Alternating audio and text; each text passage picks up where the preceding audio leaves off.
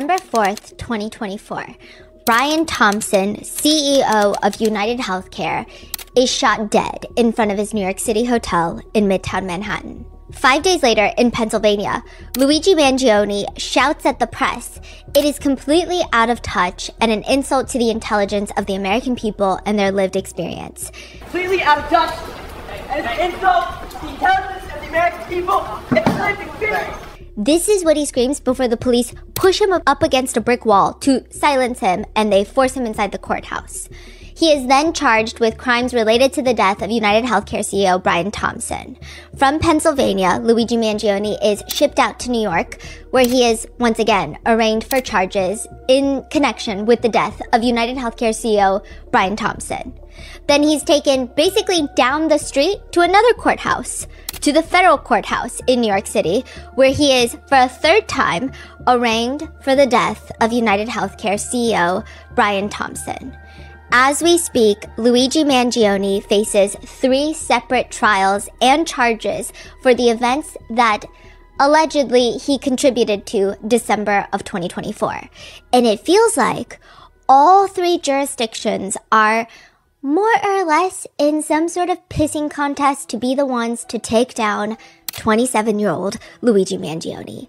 He has charges in Pennsylvania, which include forgery, carrying a firearm without a license, tampering with records of identification, possessing instruments of crime, and giving a false ID to an officer.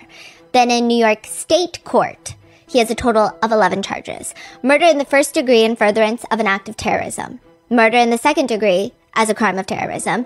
And murder in the second degree with a non-terrorism charge, along with 4 counts of third-degree criminal possession of a weapon, 2 counts of second-degree criminal possession of a weapon, and another fourth-degree criminal possession of a weapon, and 1 count of second-degree criminal possession of a forged instrument, punishable up to 7 years. Then, federally, he is now facing another 4 charges for murder through the use of a firearm, stalking, resulting in death, and the use and possession of a firearm in relation to a violent crime, and interstate transportation of firearms and ammunition with intent to commit a felony.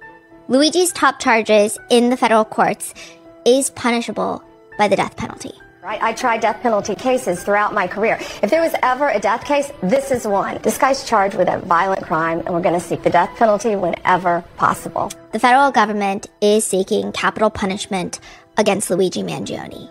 I will say that these charges are probably the more controversial parts of his case that's pending.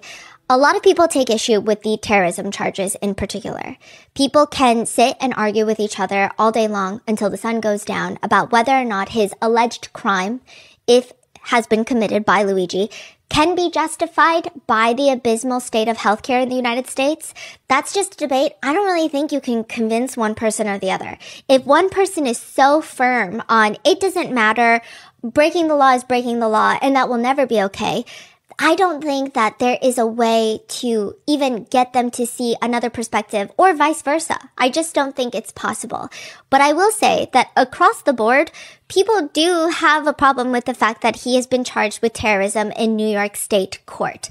I think the most perplexing part of this is most school shooters do not even face terrorism charges or even capital punishment, the death penalty. Some people argue it's a jurisdictional thing, but a lot of people say, no, it's not. It's, again, very subjective. And yet, Luigi Mangione is going up against 3 different court systems, 3 different sets of prosecutors, 3 different jurisdictions, and his defense team, all of whom we will dive deeper into once the trial begins, but we do have some familiar faces. His main lead attorneys on his cases in New York State and federal court are the Agnifilos. Karen Agnifilo and her husband, Mark Agnifilo, who also happen to be Sean Combs' lead defense counsel. They are coming in swinging. In each one of these court cases, they are arguing against these simultaneous trials. Side note, double jeopardy is a huge thing in the United States, which is the unlawful prosecution of a person twice for the same offense. There's a lot of legal debate about this. A lot of people in the legal field say technically it's not double jeopardy because he hasn't been prosecuted for a crime. So it's not like he's been tried, convicted, and then we're going to retry him. It's just simultaneously, all of these court cases are actively pending. Karen Agnifilo, the lead defense attorney, she says the prosecutors, quote, they're trying to get 2 bites at the apple to convict Mr. Mangione. As a result of unprecedented prosecutorial one-upmanship, Mr. Mangione now faces 3 simultaneous prosecutions in 3 different jurisdictions, one of which is seeking the death penalty, while another is seeking life imprisonment, all for one set of facts. She has continued to call out police who, quote, methodically and purposefully trample on Luigi Mangione's constitutional rights. And there has just been so much argument about whether the terrorism charges are warranted, whether capital punishment is warranted, whether or not it's double jeopardy to have all 3 cases pending at the same time, which also means it's much harder for his legal defense team to focus down on one case specifically. It's a lot of legal loopholes that they have to jump through nonstop. We're going to be attending Luigi Mangione's New York State hearing September 16th in New York City.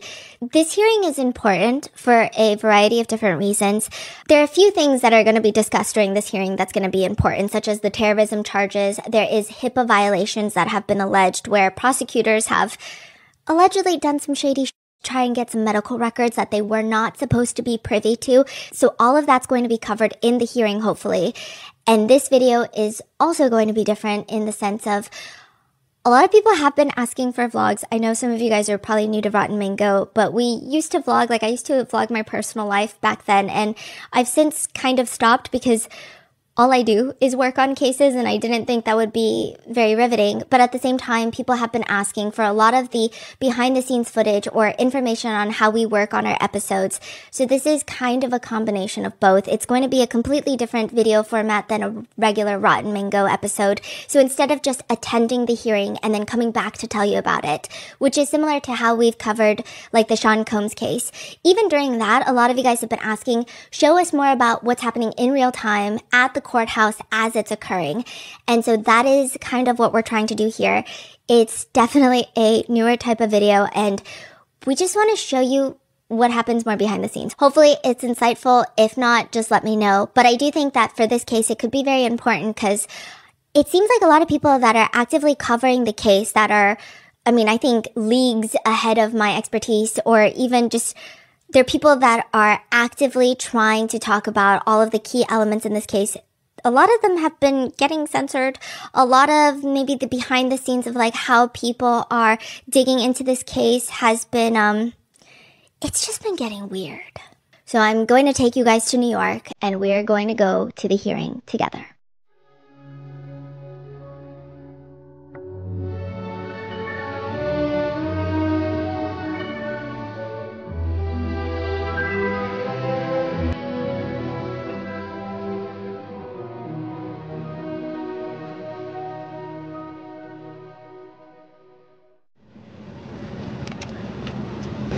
The press passes? Yes. I was supposed to go through all of the court documents last night, maybe even the day before, but I was working on a different case, and I got like 300 pages of the court document, and then all of a sudden they just dropped 2,000 pages last minute, so I had to go through that. So what are we looking at? It's not that bad. So this is a compilation of some news articles, but mainly like the cases. So we have Pennsylvania, New York, federal. Not a lot of case files so far. I don't know if it's good or bad, but I guess good for me since I don't have a lot of time. And Hawaii. Oh yeah, and there's something from Hawaii. What's going on in Hawaii? It's just one page. Okay. From 2023. Oh, there's a case in Hawaii, or? Violated a trail thing. Because sometimes they have like off-limit trails. Because it's so dangerous. People will die. Oh, is that where you took the picture? It's possible. If the photo looks like it's like from one of those trails. Yeah. I saw people going on TikTok and going to that exact spot to take the photo where Luigi took the photo. Yes. It's they say it like the Luigi pilgrimage. Yes. Yeah. Oh, he got in trouble for that. I don't know if it's that exact hike, but Oh. Hey, did we email Thomas Dickey? Yeah. You can look on this table, and here's all the evidence I have right here, guys. Zoom in. I suppose you want to Nothing. I've seen nothing. I have nothing. And both have nipples. Nothing yet? Nothing yet. He's a young man, and he is being treated like a human ping pong ball between two warring jurisdictions here. What did you say? There's his signature. That's his handwriting? Oh no! Mark. It's Mark. Oh, yeah. It's Mark's signature. I thought he just got brought on. This is from 2024. I think he's been on, but we only ever cared about Karen until we saw Mark in action. Oh, yeah, he was in all the previous hearings. But I think Mark... But he was focused on Diddy's case, so... Yeah. A human law enforcement wall. Council received 7 terabytes of discovery, including body cam footage and other videos.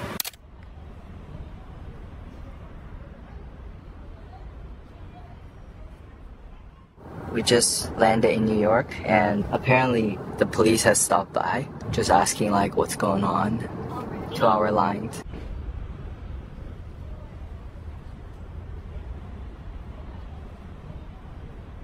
Basically, people have problems with, well, like the first problem that people have is that he's being charged in Pennsylvania, New York, and then the federal case, SDNY. So, and it's technically all for the murder of Brian Thompson. And so people are saying, like, for a person killing another person, allegedly, you just don't really have cases where it's tried in 3 different jurisdictions. I mean, technically you can, legally it is allowed, but it just doesn't happen. So, like, that's the first thing. And New York State, the state case wants to go before the federal case. And then they're literally all fighting for Luigi. The state, they want to try their case before the feds. And they're adamant on it. And Luigi's defense is like, well, you can't because we're literally trying to fight a capital case, like capital punishment. Like, they want the freaking death penalty. That's the most important thing right now. Wait, can you explain the 3 charges real quick? Yes, okay, so in 3 states. Pennsylvania, he's got, that's where he was apprehended, is in the McDonald's in Altoona, Pennsylvania, with the Altoona police. Those are, it's like forgery, his fake license, remember he had a fake license, the weapons. It's like all these little, I don't want to say small, but they're definitely smaller charges in Pennsylvania. Well, how long is he looking at there? Do we know? Like, based on the charges? I mean, I don't think it really matters. Oh, that's true. Okay. These are like, you know, the kind of like the smaller charges. Yeah. Then he gets extradited. Well, he doesn't get extradited. He waives extradition. He goes to New York. So New York State, NYPD, they do the perp walk. NYPD, they charge him with murder. And they're like, okay, and also terrorism. So they have the New York State case, which is the hearing that we're going to tomorrow. And then after that, the feds indict him. So now he's got the Pennsylvania case, New York State case, which are more serious charges. You've got murder, terrorism, you've got like all the weapons charges.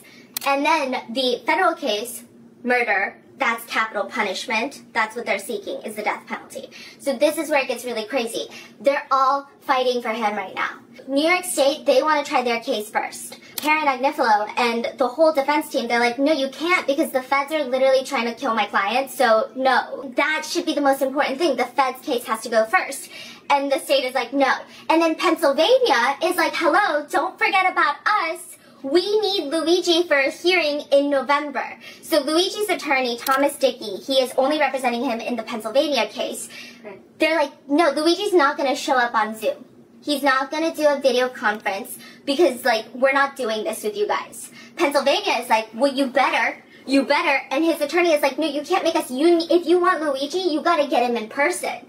So the Pennsylvania DA is emailing Jay Clayton of the SDNY, the feds, and the feds are like, respectfully and unrespectfully and disrespectfully, fuck off. They're like, nope, you're not getting Luigi. What do you mean? Oh, let me get the email. Pennsylvania just wants him for a hearing. They won't take a Zoom. Luigi's team does not want to take a Zoom, and I totally get why they don't want to. Luigi's team just want them to hold off. No, Luigi's team is saying, like, we have 3 different jurisdictions in a pissing contest for our client, and, like, they're literally playing with our client's life. Just so that they can say what? That they're, you know? Yeah. So they're saying, if you want him, come get him, and they're all just, like, fighting for Luigi. But this email is actually insane. Let me find this email. Dear Mr. Weeks, which is the Blair County DA in Pennsylvania, as we discussed, the United States Attorney's Office for the Southern District of New York respectfully declines to authorize the physical return of defendant Luigi Mangione to your jurisdiction while the federal criminal charges in U.S. v. Mangione are pending. The United States intends to keep custody of the defendant until the conclusion of the federal prosecution, including sentencing. Accordingly, our office will instruct the U.S. Marshals, because Pennsylvania was put in an order to the U.S. Marshals that we need him for the hearing. We're going to transport him back to Pennsylvania for the hearing, take care of him, and then bring him back to you. But now they're saying, accordingly, our office will instruct the U.S. Marshals not to honor any writ seeking to take custody of the defendants to appear in your jurisdiction. Yeah, basically saying, disrespectfully, no. Wow. The feds are like, we're not releasing him until after sentencing, which could literally be death. Yes, and it's crazy because the federal cases, it's like a whole other thing. They're trying to push the trial for mid to late 2026. Luigi's defense is saying, hey, most capital punishment cases, they don't even start the commencement of a trial for 48 months. This is way too fast. This is crazy. We don't have time to prepare for something like this. And then on top of that, there are so many problems. So that's just the federal case that's the problem. Oh, there's other problems with the federal case. Who am I kidding? So in the federal case, they were monitoring his calls. At the MDC, there's two different phone lines that you can use, that inmates can use. So the first phone line is an attorney phone line. They cannot record those phone conversations. It's literally just attorneys with the inmates. It's protected. Then you have the second, which is a regular phone line. I think inmates get a certain number of minutes. They can call their friends, they can call their family. But a lot of inmates actually end up calling their attorneys through that line. I don't know. I feel like there's got to be a reason for it, whether it's easier, whether it's quicker to access your attorney, whether it's just a less friction way. But it seems like lots of inmates talk to their attorneys there. Luigi is on a phone call with Karen Agnifilo, his lead attorney, and that is recorded, and one of the paralegals at the prosecution team, one of the prosecutor's paralegals, listened to a portion of it before they realized it was Karen Agnifilo. But that's what they're saying. That's what they're saying. In quotes, right? Yeah, and so they're saying, it's a mistake. And then they're also saying it's, kind of y'all's fault, because why wasn't he using the attorney phone line? And, in the beginning of each phone call from this side, it tells you, all calls are going to be recorded. So, technically, it's y'all's fault. So that was, the whole mishap with the federal thing. Well, there's other mishaps, too, and it gets very political. It's the fact that it was, Luigi's defense team is saying this has become so political in the sense that it's not even really the justice system anymore, is kind of what they're saying in their, motions, is the Attorney General, Pam Bondi, who was appointed by Trump, she was the one that came out and said, we are going to seek the death penalty for Luigi Mangione. And she also did not give him any sort of presumption of innocence. Never said allegedly, never said we're going to get to the bottom of, why he did this, if he did this. It was nothing like that. The wording was very strong. It was incredibly passionate towards his assumption of guilt, which is not how the justice system works. She makes that statement, and then 2 weeks later, they're seeking capital punishment. Luigi's defense team is saying, how can we get a proper jury in here when even the Attorney General of the United States is not even giving our client the presumption of innocence until proven guilty? So that's a whole issue with the federal case. Then the New York State case, the hearing that we're going to tomorrow, there's so many problems there. And I think that this is going to be probably the biggest problem that's going to be covered tomorrow, is what I'm thinking. But is the DA's office, Manhattan DA's office, they do a subpoena to Aetna Healthcare. They're like, hey, Aetna, Luigi was a client of yours. We need his member ID number, and we're going to need the time period that he was under your care. Under your, I don't know if it's insurance or whatever, under your care. They're like, we need it by May 23rd, 2025.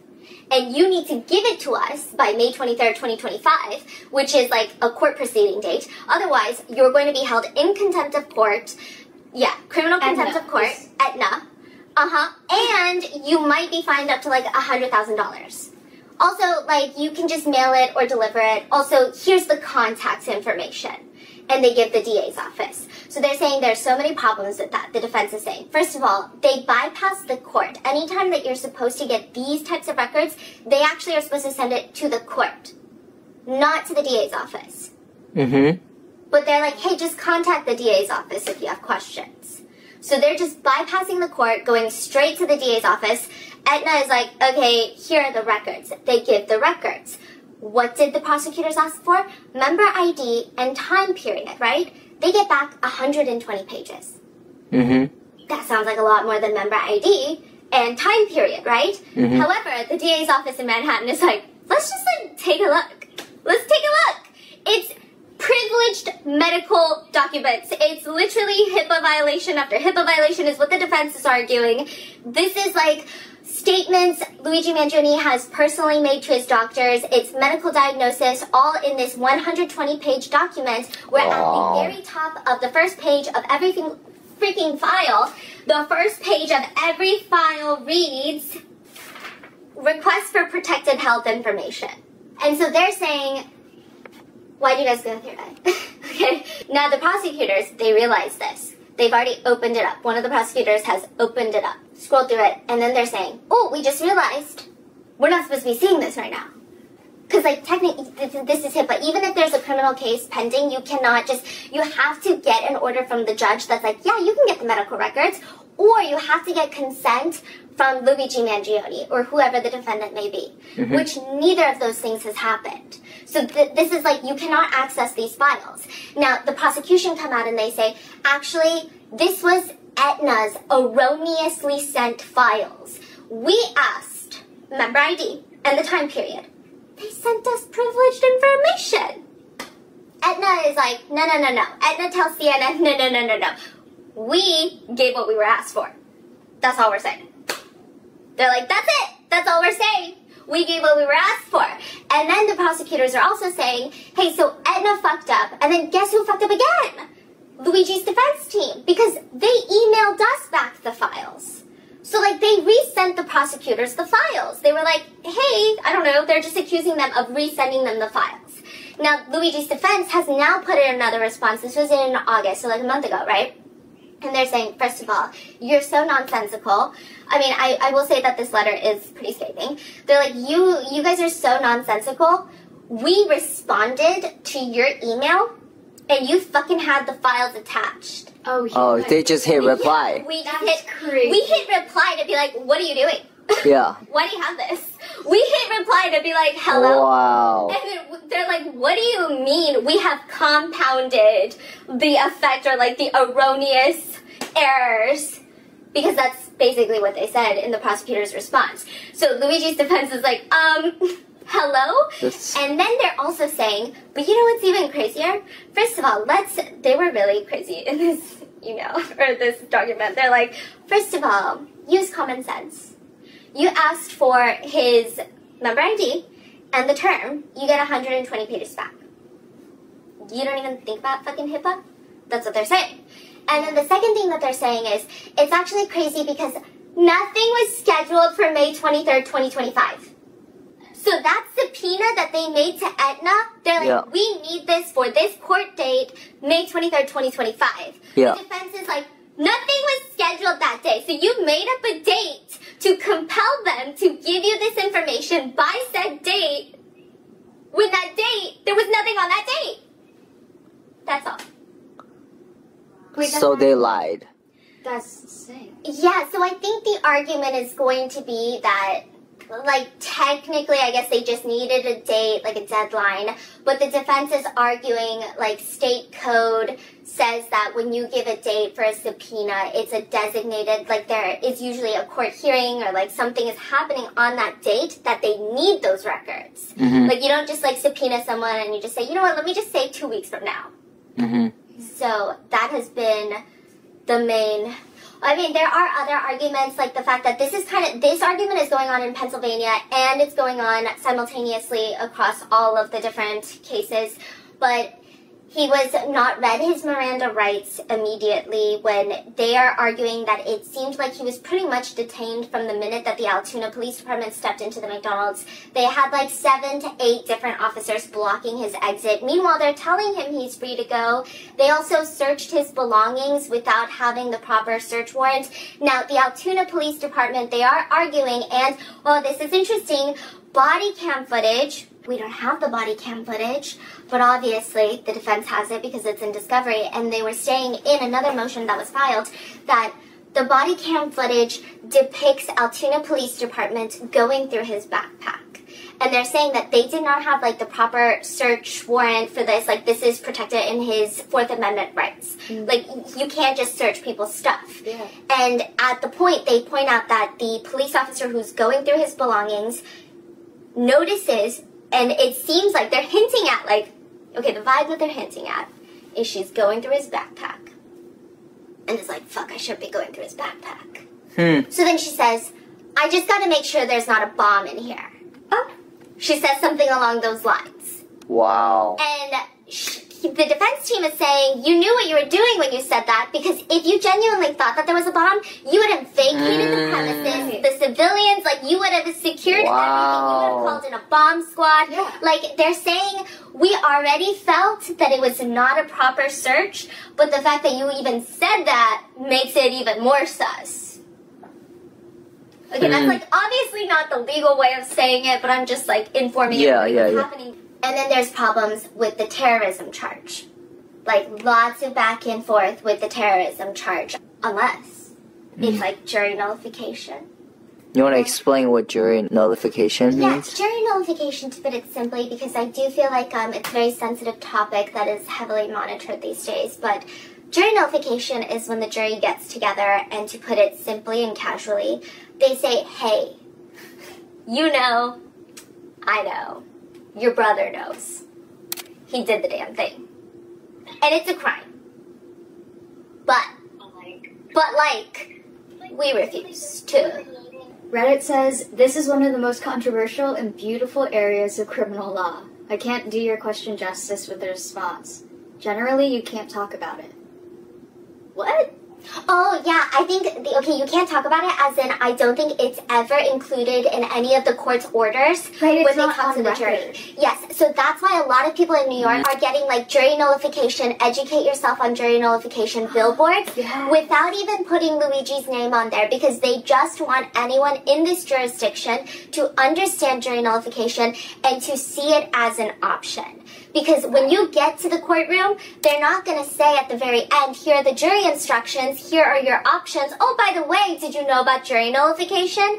It's just part, probably, of the legal code. So, and then another problem is with the Fed case, since we're talking about jury nullification, is that Pam Bondi, the Attorney General, was appointed by Trump. Jay Clayton, the attorney for the SCNY, he was also elected by Trump, if I'm not mistaken. So it just seems like there's a lot of political connections. And then if you know anything about the Agnifilo family, they're very politically active as well, to be obviously on the very opposite side of Trump. Karen Agnifilo does segments on Midas Touch. It's a network, a political network, very famously opposing Trump. So there's lots of, like, there's so many layers of stuff going on in this one. But there is, I gotta find the part with the body cam. Oh, okay, and then also, the terrorism charges. The way that the prosecutors are saying it's terrorism, the defense is saying strange. They're saying that one of the basis of the terrorism charge is the prosecutors are arguing that it happened in the middle of Manhattan, Midtown Manhattan. If you look from the CCTV footage, there's a woman merely a few feet away from where Brian Thompson was standing, and so it's grave risk to the human population, essentially. But what the defense is saying, that any murder that happens on any street of Manhattan should be a terrorism charge. Yeah. But it's not, so why this one? And they're also saying that for the Brian Thompson case, because they're saying that Brian Thompson, having him be killed in broad daylight is to incite violence for his own, like, ideological views and to try to get society and an industry to behave in a certain way through the threats of violence, which is terrorism. Karen Agnifilo is just saying, like, When did he ever say that? So first of all, that manifesto that everyone's calling a manifesto, Luigi's defense team is saying the police are the ones that called it a manifesto. It's not titled manifesto. Luigi didn't say, this is my manifesto. And, like, technically there is a definition for manifesto, and it might fit that, like, Webster's definition for it. But she's saying, when he was arrested, he was not inciting violence. By you guys releasing his manifesto, it instilled fear in people. Like, you guys are the one, technically, making people have big emotional reactions. You guys should be charged. Yeah, like, more or less, that's what she's saying, right? Okay, so there was a journalist who released it personally, right? On a blog, Substack, I think it was a Substack. And it was... Yeah, Ken. But it was unconfirmed.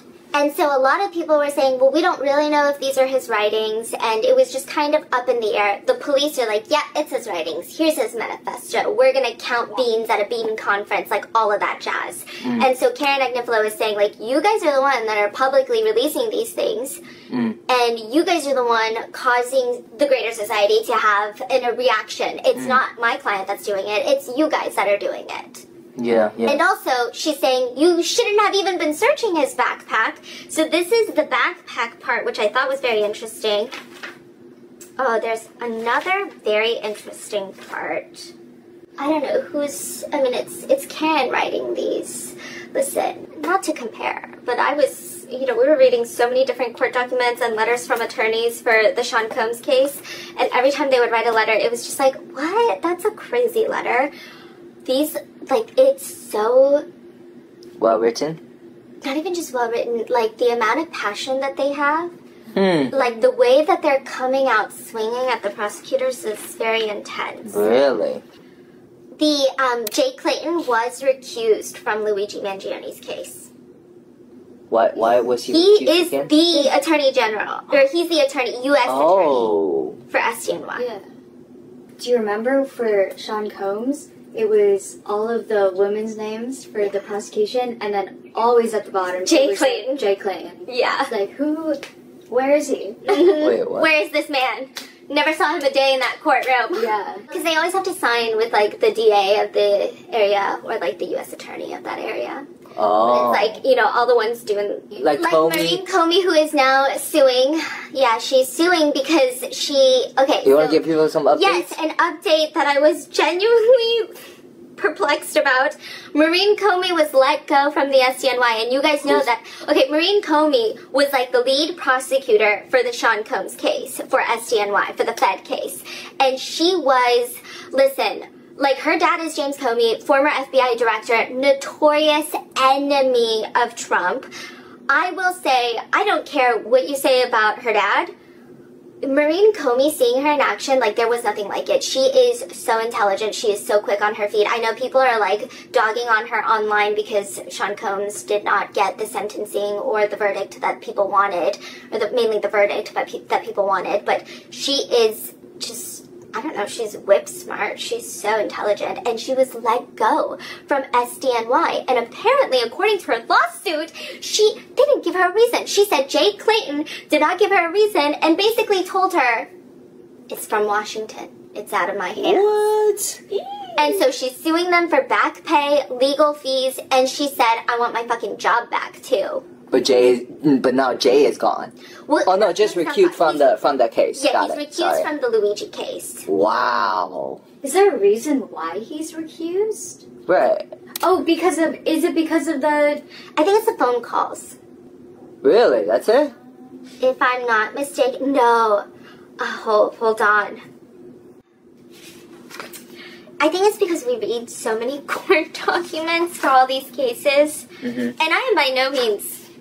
I know nothing about law. But just reading, as like someone who's reading court documents for these cases, just when certain people just know how to write one, they just This is about the terrorism charge, and Karen Agnifilo is arguing that he's not inciting violence, he's not trying to change an industry. In fact, Mr. Mangione never stated anything publicly, released anything publicly, or expressed anything online to suggest that this was his intention. Law enforcement, prosecutors, and the mayor of New York City are solely responsible for the very fear they are now attempting to attribute to Mr. Mangione.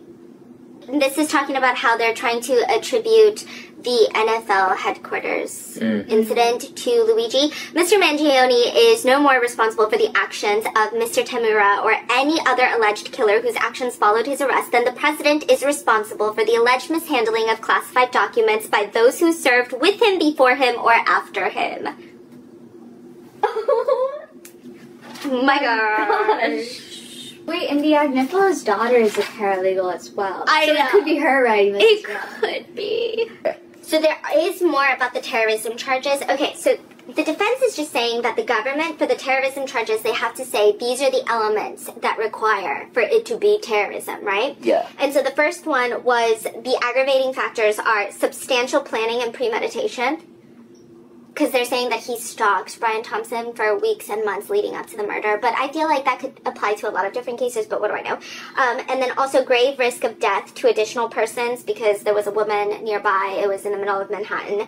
And That's a weird one. Yeah, Okay. and then 3 non-statutory aggravating factors, such as victim impact, selection of site for an act of violence. The prosecutors were citing the fact that he wanted to kill Brian Thompson allegedly at a bean counting conference, right? And then future dangerousness. So the defense, they go all out fighting these different aggravating factors. So for one,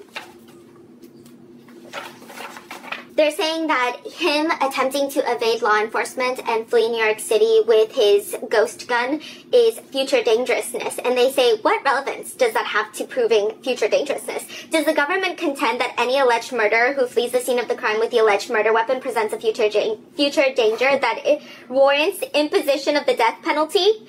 If not, what facts make Mr. Mangione's alleged flight unique, such that he presents a future danger so great that he deserves the death penalty? Then the defense just goes in on the Attorney General, Pam Bondi.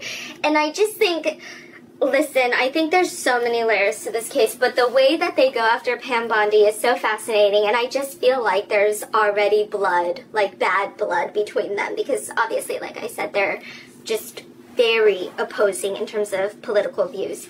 But they even put in Pam Bondi's Instagram post, because she made an Instagram post calling for the death penalty for Luigi Mangione. And they say that Pam Bondi, the basis that she believes there should be capital punishment is 1, her past history as a capital crimes prosecutor, 2, that if there ever was a death penalty case, this is 1, and 3, that she herself has been threatened because of this case, and 4, that a reason for seeking the death penalty is that the victim was a CEO, and 5, that Mangione is guilty, and 6, that Mangione committed 2 statutory aggravating factors and should be executed. They say the stakes could not be higher. The United States government intends to kill Mr. Mangione as a political stunt. The Attorney General compounded this prejudice by appearing on television on Sunday, April 6, 2025, and stating that she has received death threats for seeking the death penalty. Right, I tried death penalty cases throughout my career. If there was ever a death case, this is one.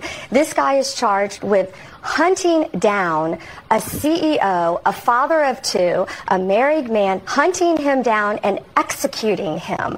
Yeah, I feel like these young people have lost their way. I was receiving death threats for seeking the death penalty on someone who is charged with an execution of a CEO. This guy's charged with a violent crime, and we're going to seek the death penalty whenever possible. So they're saying, like, she has not given their client presumption of innocence, and now she's making it worse by saying that I'm getting death threats for saying that we need to seek the death penalty.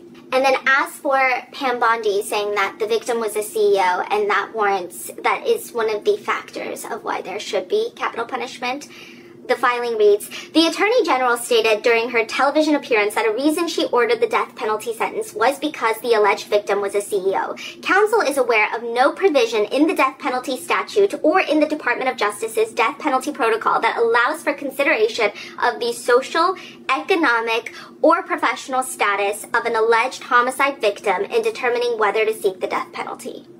The drama, right? The prosecutors are arguing. This is like the whole thing with the backpack search. The Fourth Amendment rights at the McDonald's, which I do feel like Fourth Amendment rights are just like the first rights that every single attorney has to argue in any sort of criminal case, which is like, you weren't supposed to search any of my belongings. Now, the number one problem is the prosecutors are saying that when the Altoona police arrived, they already had his fake ID. So he had already given his fake ID. So at that point, technically, like, they're allowed to search his stuff, right? But this is the defense. The fact that they believed that Mr. Mangione was the person wanted for murder does not change the analysis, nor provide the necessary exigency to overcome this fatal police error. First, the shooting happened 5 days earlier, and the police had no reason to believe that the alleged shooter was still armed. Second, even if the police had reason to believe he may be armed, any exigency disappeared after Patrolman Detweiler frisked Mr. Mangione for weapons, moved the bag 6 feet away, and had armed officers strategically placed between Mr. Mangione and the backpack. The exigency was certainly removed once Mr. Mangione was handcuffed and surrounded by officers, which they continue on the next page. They say, while Patrolman Wasser claimed that she was searching the backpack to make sure there was no bomb inside, this excuse did not reflect any legitimate exigency. First, nothing about the alleged shooting in New York or law enforcement's interactions with Mr. Mangione in the McDonald's provided a reasonable basis to believe that there was a bomb in the backpack. Second, the patrolwoman did not make this claim until after she had already been searching through the backpack and after she recovered a loaded magazine. Tellingly, she stopped searching the backpack at the McDonald's once she recovered the loaded magazine. If one were legitimately concerned about a bomb, one would have either continued searching right then and there or cleared the McDonald's and have called in and waited for the bomb squad to arrive before searching the bag, neither of which occurred. Certainly, one would not have continued searching the bag in a McDonald's filled with officers, employees, and customers, or put the bag in their car to transport the potential bomb to the precinct.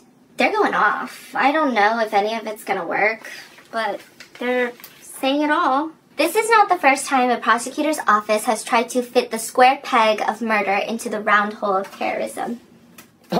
Yeah. Damn. Oh, this is also interesting, though. The people's stated reason for not turning over discovery and for at some unknown future time seeking a protective order is that Mr. Mangione is somehow responsible for, quote, harassment, backlash, and death threats to certain people. So they're saying there's no evidence of that, but on December 9th, 2024, when he was arrested, among the first words out of Mr. Mangione's mouth was an apology and a concern for the very McDonald's employee who they are saying now is receiving threats. Quoting from their notice, quote, I apologize for the inconvenience of the day, followed by, they aren't going to put the cashier from McDonald's information out there, are they? It wouldn't be good for her. A lot of people will be upset I was arrested. Wow. This is the very opposite of someone who is seeking to terrorize anyone or wishing harm or violence to anyone, is what they're saying. Also, like, there was a whole thing because they found notes in his socks. What exactly happened there? Yeah, the defense, they put notes in the socks. Well, like, there was notes in his socks. Who put it in there? The note was written by the Free Luigi Reddit thread. But we don't know who put it in the socks. How did it get into his socks? I don't know, but it was like a heart-shaped pink letter, and it was like a letter of support. I have no idea how it got in their sock. And when was it in his sock? When he was arrested? No, like when he had to change for a court hearing. Someone slipped it into his sock. Yeah, or like it could have been like an honest mistake. It's... So this is the part where she's saying, like, the journal that they're calling his manifesto, we have never been provided copies. They had actors playing Luigi on television. It doesn't sound anything like him anyway. So, they're talking about the HBO thing. This week on HBO, in a documentary, I see the chief of detectives and the New York City mayor, full hair and makeup done, sitting down and giving an interview for television and talking about the evidence in Luigi's case, talking about police paperwork that we don't have, talking about forensics that we have not yet received. I guess we have now today, but I didn't when I was sitting there learning about the case, hearing an actor play Luigi reading from a journal that they say is Luigi's, and we have yet to receive it from the prosecution. Yeah, because the New York City mayor and NYPD, they sat down with HBO, and she was like, Eric Adams be going through hair and makeup. Oh. Yeah. Yes, I've seen that. Yeah. This guy showed up last time. Yes. They say he's a conservative activist, so is this just like the calm before the storm? Because everyone on our team that's there right now at the courthouse at T-minus like 12 hours, they're saying it's fine, it's chill.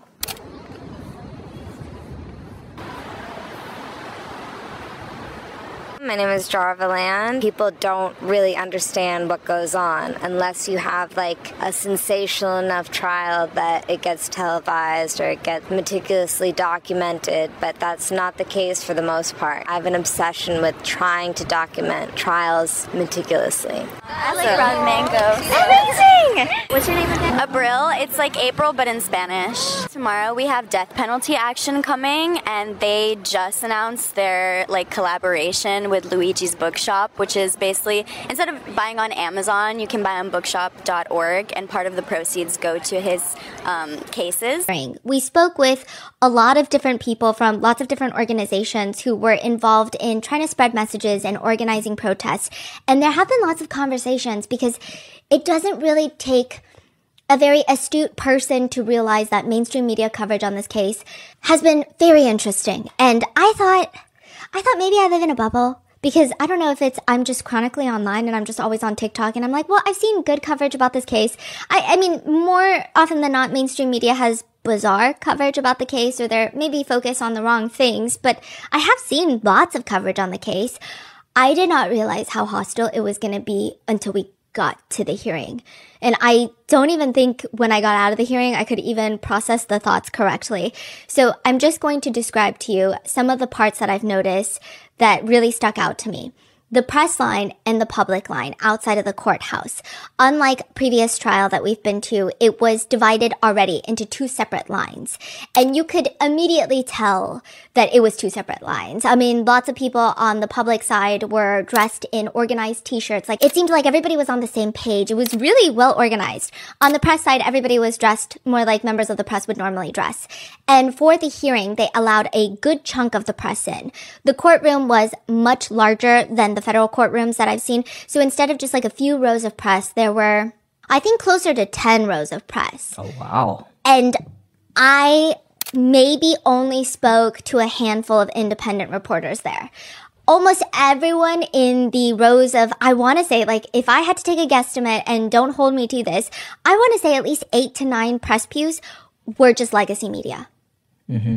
And they were on the reserve list. So this is in New York State. You get on this reserve list, and most of it is legacy media. And I know this because we stood in line for 48 hours. Well, not we physically, but like the Rotten Mango team, like we had organized this so like people, we could interchange, and it was a mess.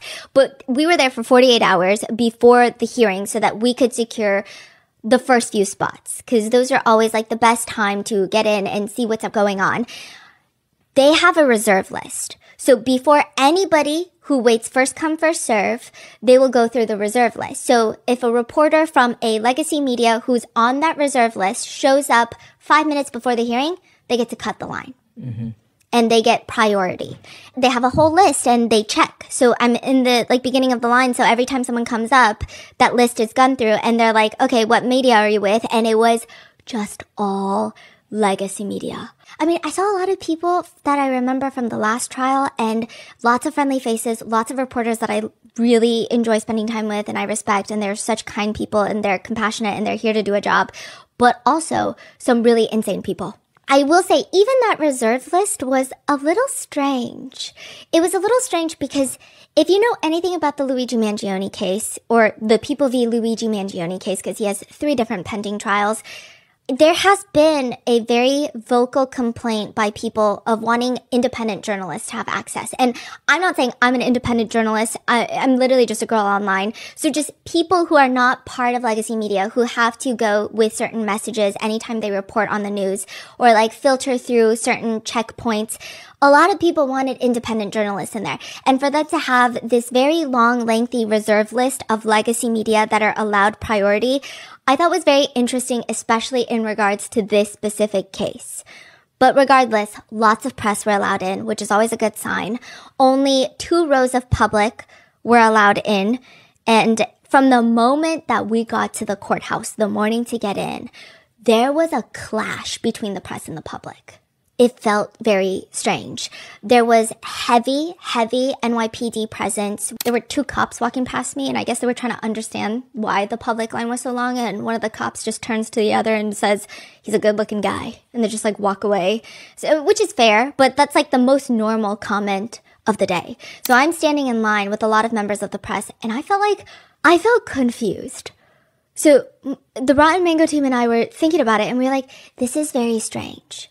So most of the press, I think they handled themselves very professionally, and they were just like normal people doing their jobs, and there were incredible reporters there, incredible journalists there, and like we were lucky to be in their presence.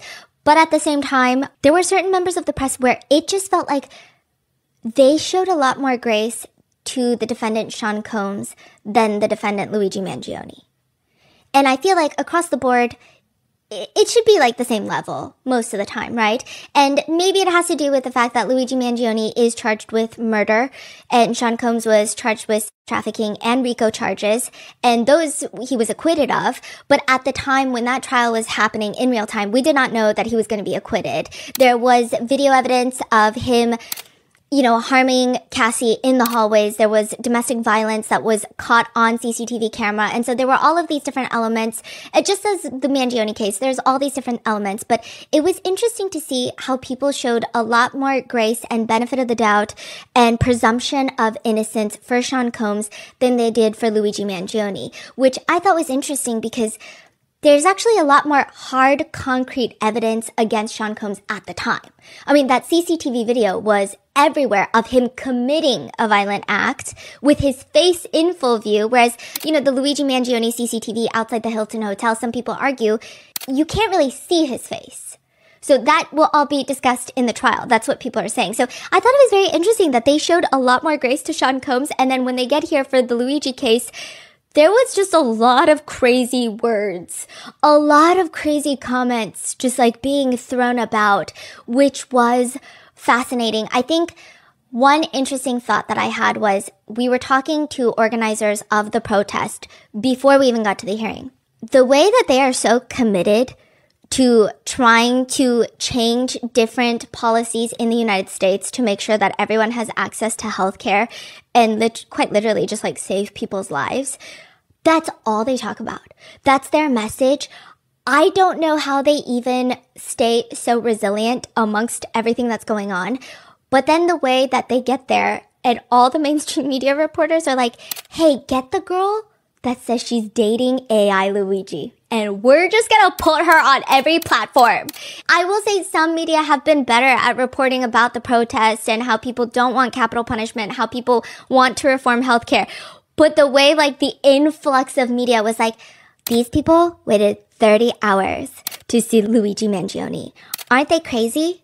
And I was just thinking, it's also crazy because a lot of members of the press wait over 24 hours to get into high-profile cases. Yeah. So how are we different? It just felt weird to say they're fangirls, but we're doing our job. It just was so strange. And yes, a lot of the people in the public line, they did wait 30 hours. And some of them had t-shirts that had Luigi's face on them, or they had Luigi's Pizzeria t-shirts. And while I do think it's kind of, I don't know, some people might say inappropriate, I just thought that it was more in tune with maybe a younger person's, it just felt very Gen Z humor.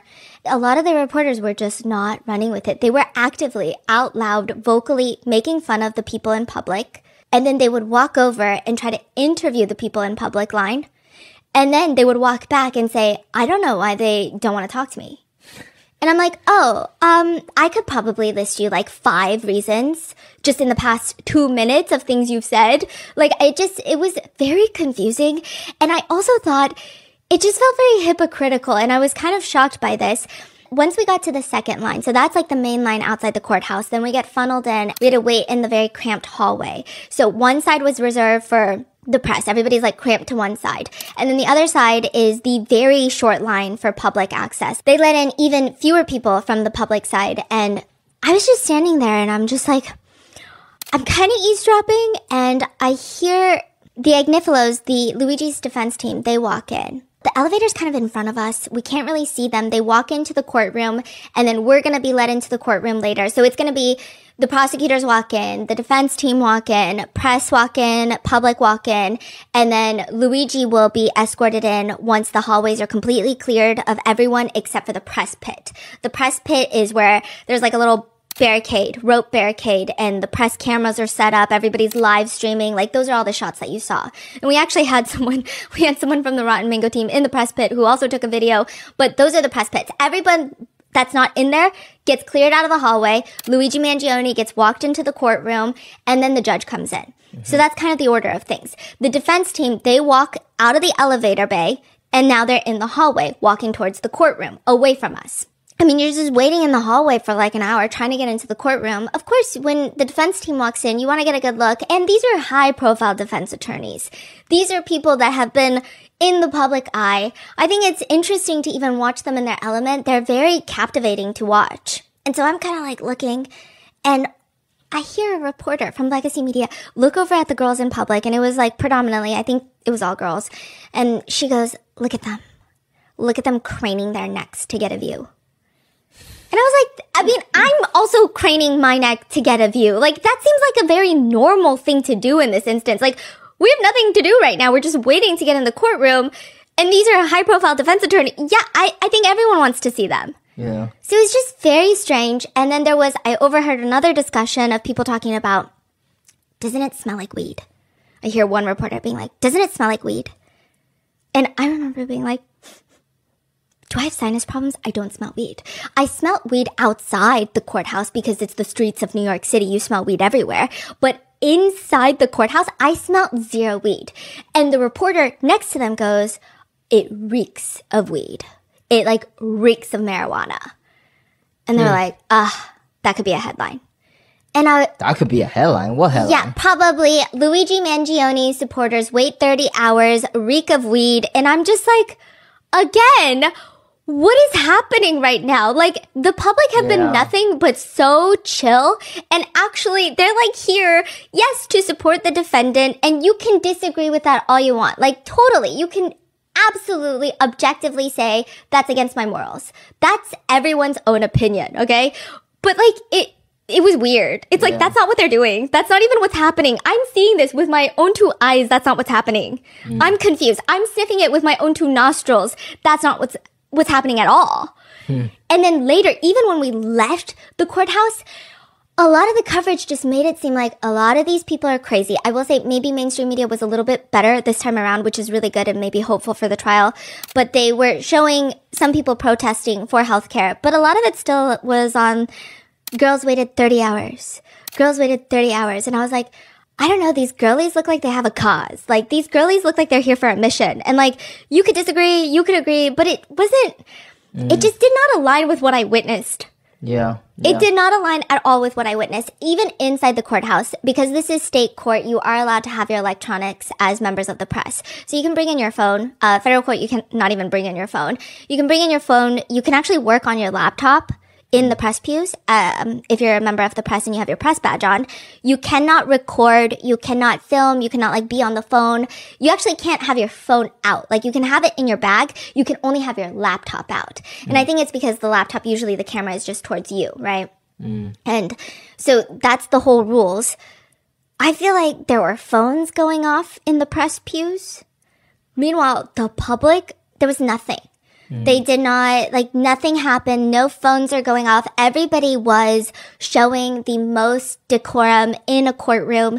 And even when the officer first walks in, before Luigi walks in, he's like, no outburst. And he's like mainly talking to the public side. And I'm like, I don't even think no one wants to have an outburst. Like, they seem like they're taking it serious than most of the press pews.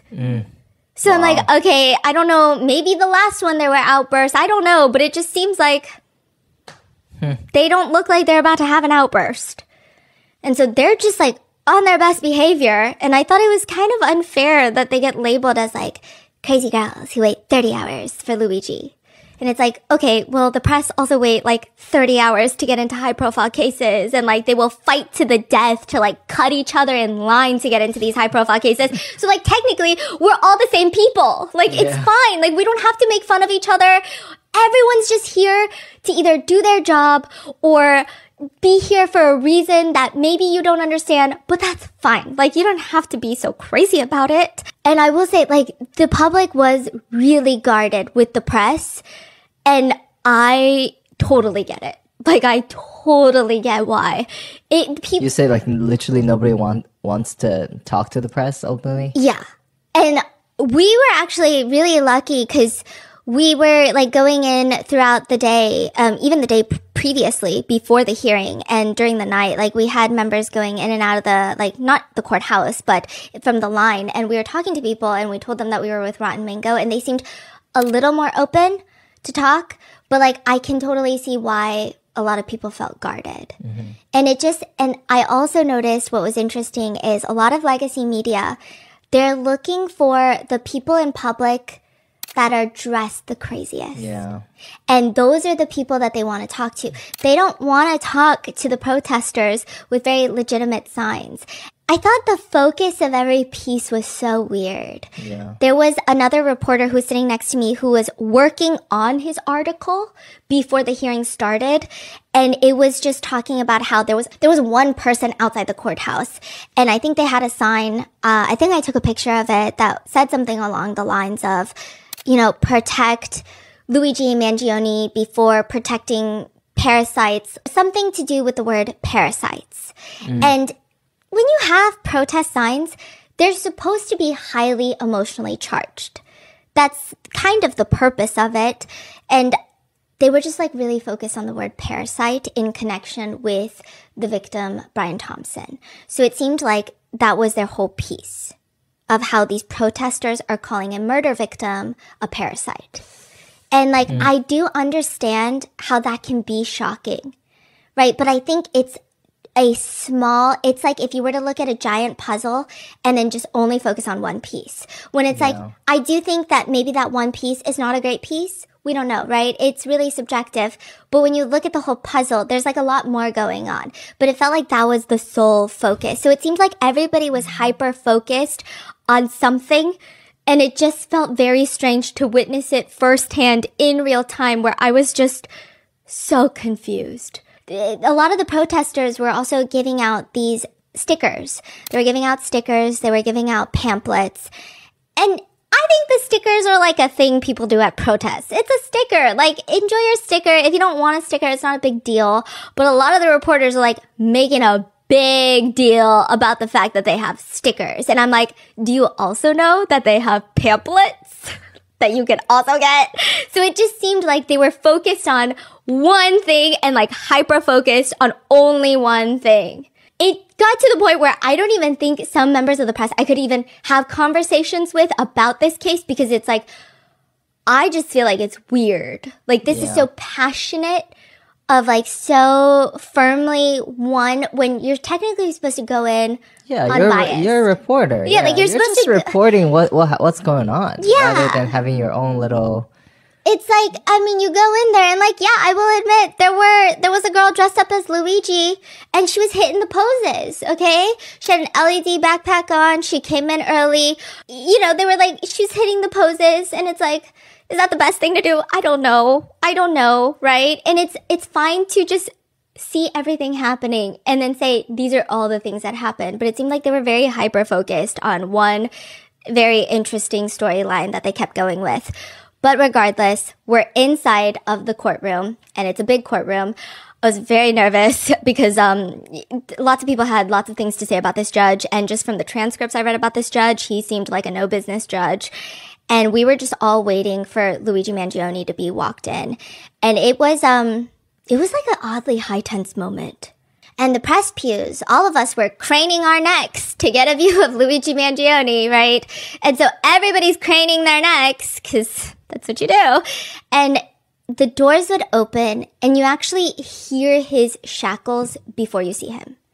And I think that was a very interesting moment, because it's like dead silent in the courtroom, and you just hear his shackles. Wow. And then he turns the corner, walks into the courtroom, and I'm not really sure what I was expecting. I don't really think I was expecting anything, to be honest. I didn't really give it much thought. But I have seen, obviously, all the videos of him being escorted into courtrooms and, like, the footage of him in courtrooms.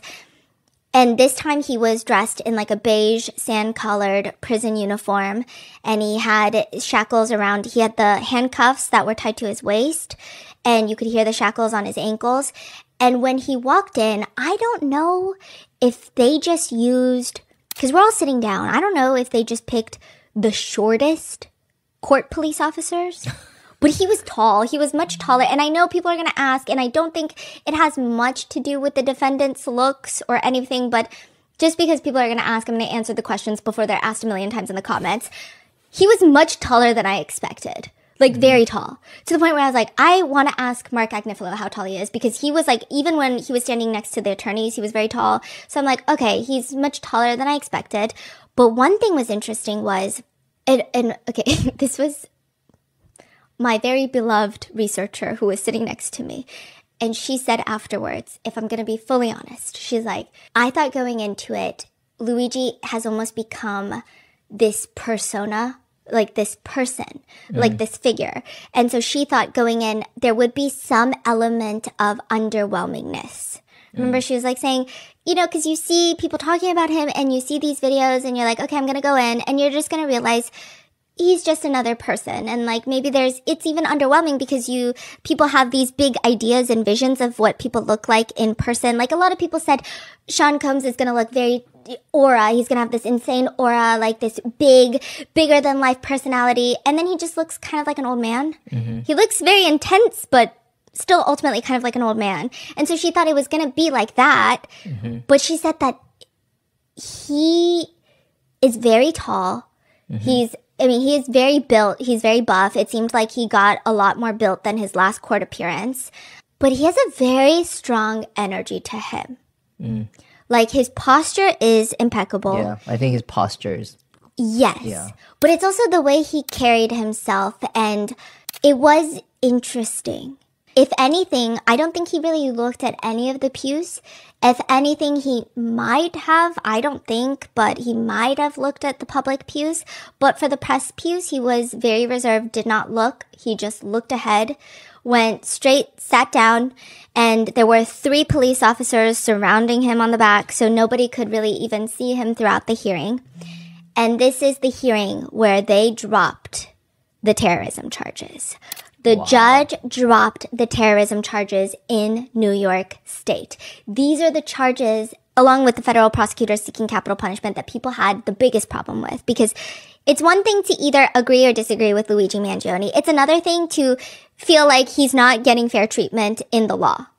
Because like I said, a lot of mass killers don't get terrorism charges. So it didn't make sense. It almost felt like people were prioritizing a corporate CEO. And so there was a lot of discourse about that. Those charges got dropped. So ultimately, the most severe case that he is facing in New York State court is second-degree murder, which is like 15 to 25 years. But he still has like all those weapons charges. And I don't know it's a big win, but he's still facing capital punishment in his federal case. Yeah, which is everything that he's fighting for, right? I think the state cases, they're very important, but that federal case is probably the most important. Yeah. And so the terrorism charges being dropped here is a big win, but I saw some people online made it seem like he's going to get off. I don't think that's the case. I think he has a very long uphill battle ahead of him, especially with the federal case. But the terrorism charges were dropped. The energy in the courtroom, because the press were allowed to have their laptops, it was like a moment of pause. And then just like everyone's typing away, like live tweeting everything. And then the public, they're stoic. They are on their best behavior. They're like, they got this on lockdown. They're like, we are not giving you a reason to write an article about us, okay? Even though you guys already are writing articles about us, we're gonna, no. It was crazy. Like, it was on lockdown. But then my researcher outside, who was recording all of the protests outside, she was texting and she was like, everyone's cheering. Wow. She's like texting into the group chat and she's like, everybody's cheering that the terrorism charges are dropped. So it's very different energies inside the courthouse, outside the courtroom. It was just fascinating. And then there were brief conversations about just dismissing the charges. There were brief conversations about the HIPAA violations, but none of that gets resolved. And like, I know there's this one picture of Luigi Mangione looking like, what the hell is going on? And people are like, what did he hear to make him have that look? I think, because we can't see very clearly, I think it was the HIPAA violation. That was not dropped. Yes, like that was not even covered and settled. And I also think it's like the prosecutors being like, no, we're not going to drop the charges. Like, we're going to go. And then he gets walked out. I did notice something. As he's walking out, he did kind of raise his eyebrows at the press pews. Like once. Like it was just like one eyebrow raise. And it was just like given like, right about that, bitch. But like in like it almost felt, not that I agree. I don't even think that's what he's doing. You know, I misread everything in life. I don't think that's what he's doing. But if that is what he's doing, it felt almost justified because of everything I had sat through and listened to all morning of the way that people were talking about this case and the way people were talking about even the public. I mean, people had way more hate-filled things to say about this public section than they did about people who showed up to support Sean Combs, like fans of Sean Combs. And I thought that was interesting because with the Combs case, everybody saw that CCTV video, and the presumption would be if you still show up to support him without having a personal connection, the underlying assumption would be you just really like his music. But with Luigi's case, it's like the presumption would be maybe you're upset about healthcare in America. Maybe like it's just like a little bit more complex, but it was the way that they treated the people showing up for Luigi Mangione as like the most simple-minded little girly pops. And I was like, I mean, that could be the case, but also you don't know that's the case. And like technically your job as a reporter is to either find out if that's the case or do something about it. Like you can't just like assume that's the case. It was just weird. It was weird. And that was not the majority of reporters. I think 99.9% of them are incredibly just talented people that I can only aspire to have even an ounce of their abilities. But you know, that's weird because, you know, we literally cover cases that people they're fans of a killer because they look certain ways. Yeah. And usually those are still minorities. Like people do not show up to support someone because they look certain ways. No, like so this is, if that's the main message, then we're not getting the real story. Yeah. Right. And that was a lot of the main message that people saw. I will say TikTok was way better about it. TikTok, there was a lot of just like memes that occurred afterwards. There were conversations of why he wasn't wearing court-approved clothing like he had been in the previous hearings. Some people have not conspiracies, but theories and speculations that his defense attorneys had brought this brown paper bag and they had brought clothes for him, but because he had gotten a lot more built over the course of the past few months, he was no longer able to fit in the court-approved clothing. So that was one theory. Another theory was with everything happening in the US and all of the high-profile cases, they were just on extra lockdown and they would not allow him to be in court-approved clothing.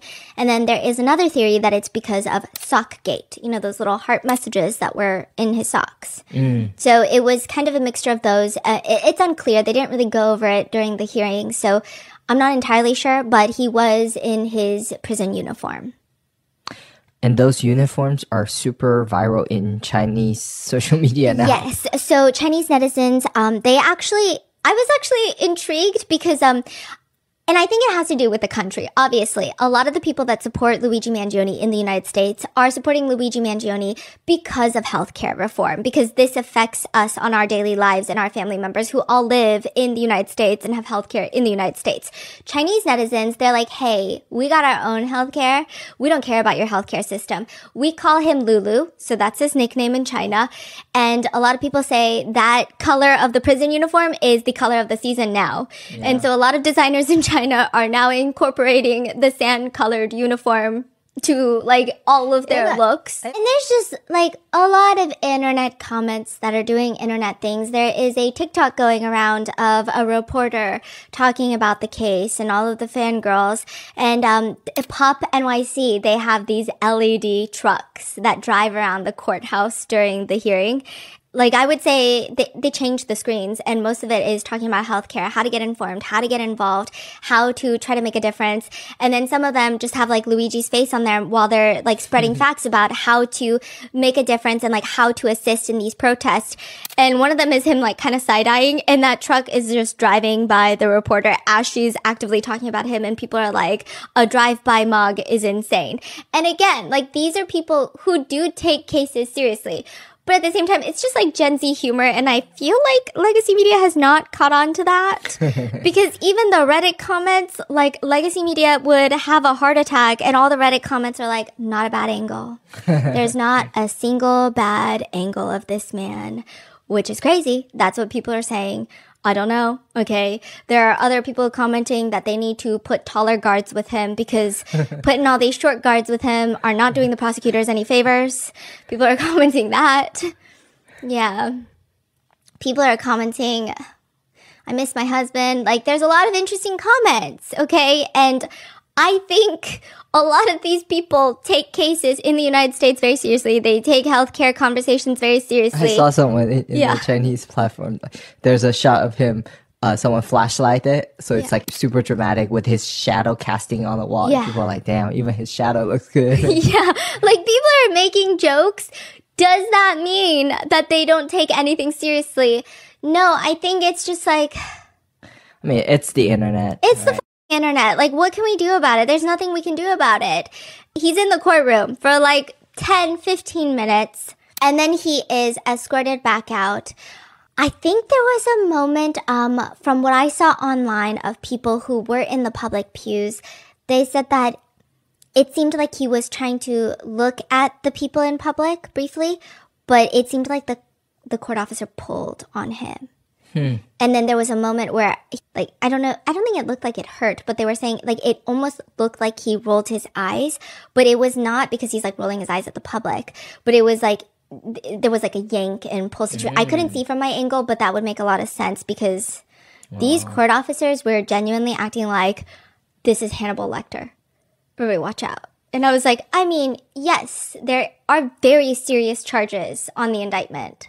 But, like, this is crazy energy. This is a lot of energy.